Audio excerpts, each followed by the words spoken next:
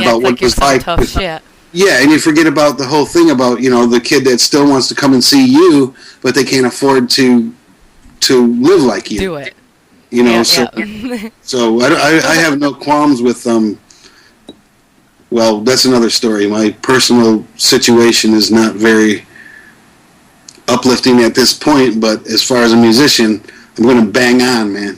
Hell yeah, because you know what, that's life. It goes up and down, up and down, up and down, and that's how. Hell, if we didn't have downs, we wouldn't have ups, would we? Well, yeah, but then another thing, the further up you go, the further you got to fall down. So I tend to stay on my belly, so I ain't got to worry about it. Oh, I've so never even looked at it like that, man. I like flying. I do. I like going. Oh, me too. But I fly in a different way, though. But you know what I mean? You fly in the music. You fly through the music, and you live through the music, which is very cool. And why I'm interviewing you, because you're interesting enough to do it. Which, I totally dig your whole message. I think your message is just wonderful, and definitely deserves to be put out there. Well, thank you so much. Thank you, really. To get it, because it's great. Ronald asks in the shout box, he wants to know, how did the Goatskins begin?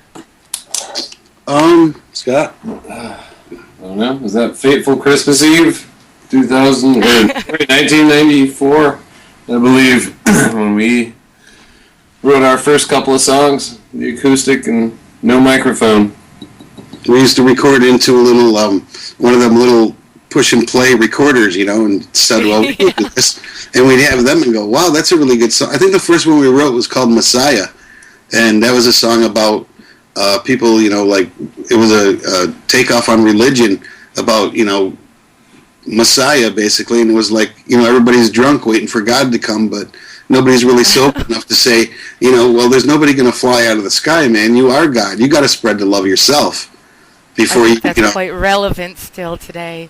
Well, sure, and then you can't be a son of a bitch to everybody your whole life, and then go to church on Sunday and be forgiven, and then still kick the dog and call everybody a fucker or be racist and think that you know what I mean. I think that depends on what religion you're going to. Well, myself, I don't like religion. I quit it and got back into God, man. Yeah, I hear you. You know what? I did the same thing personally. Yeah, I don't think that you need an organized anything controlled by any one man or woman. No, I think it's just right inside of you. It's in your head, man. It's all about love, man. It is. It really, really is. And Polly says, nice shirt, Scott. I haven't even seen the picture. Y'all are rolling on the pictures.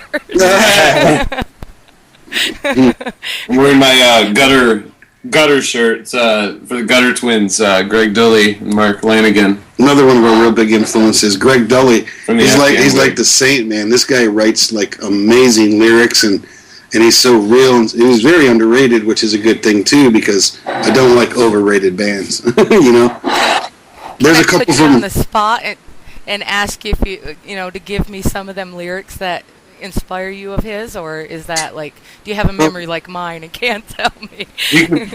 I think we sent you some of those, some Afghan wigs. Actually, I only got 3 of your influences. Really? Yeah, and 2 of them I already had. Yeah, so I guess we should have went over that list before we started. That's okay. It is. It's all good. Let's see, Ryan Plaster is in the shout box. He says, 100 Acre Lot gigs rocked. We scared Jamestown and their hair bands. yeah, that was always funny because at the time there was a lot of like metalheads and punk rockers that we used to actually, at the time, of course, it wasn't technologically like it is now. We couldn't advertise like we used to, and a lot of radio stations wouldn't have anything to do with us because we were pretty much down on everything. There was one group that was a super group, like in our hometown that I won't mention, but they pretty much dominated everything.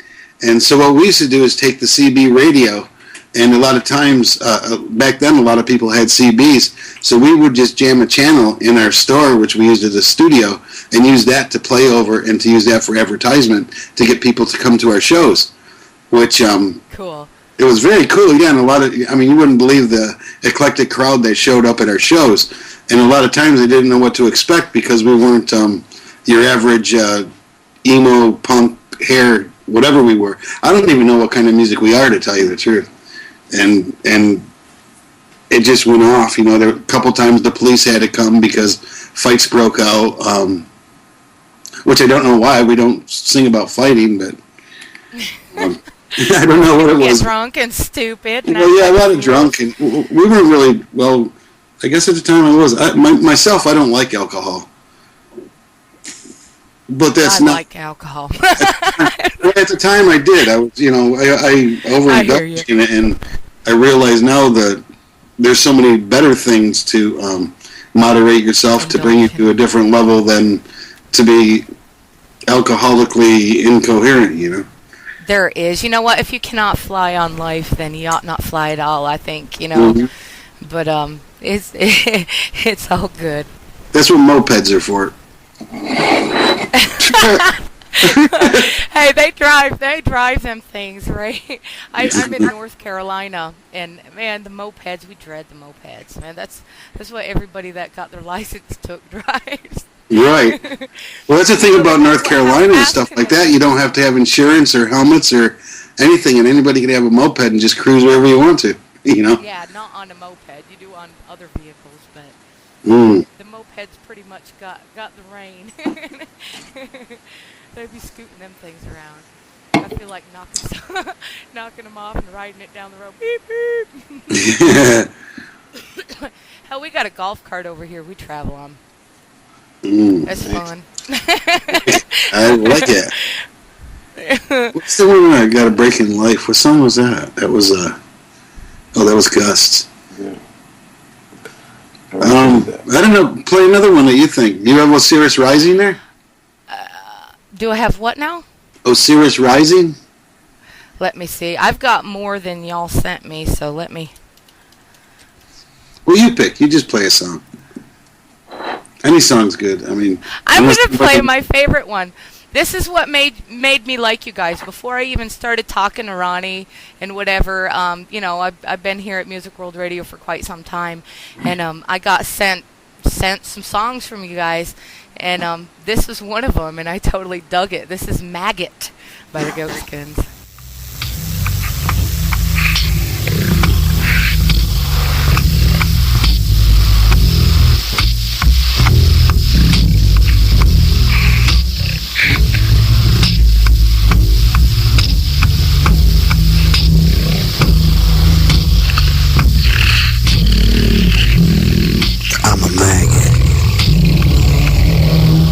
Slamming around this garbage can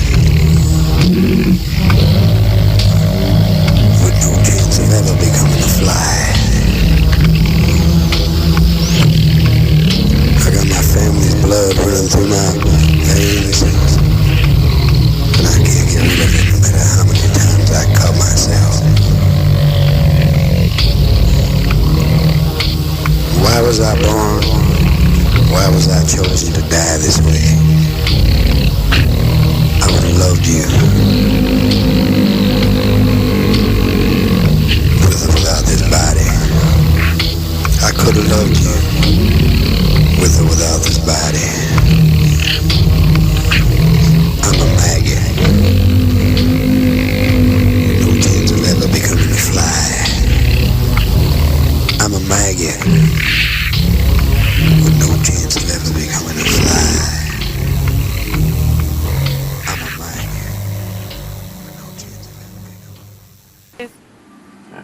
And that was Maggot. And now you guys got to tell me about that one, because I really do dig that. That's still one of my favorites. Did you play it already?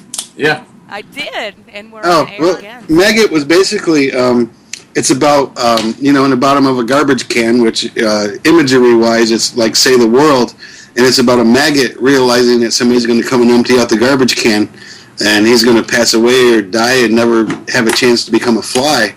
And philosophically speaking, it's about like having a life and knowing that you're never going to be able to, fruit yourself to be that fly to fly out of the can yourself,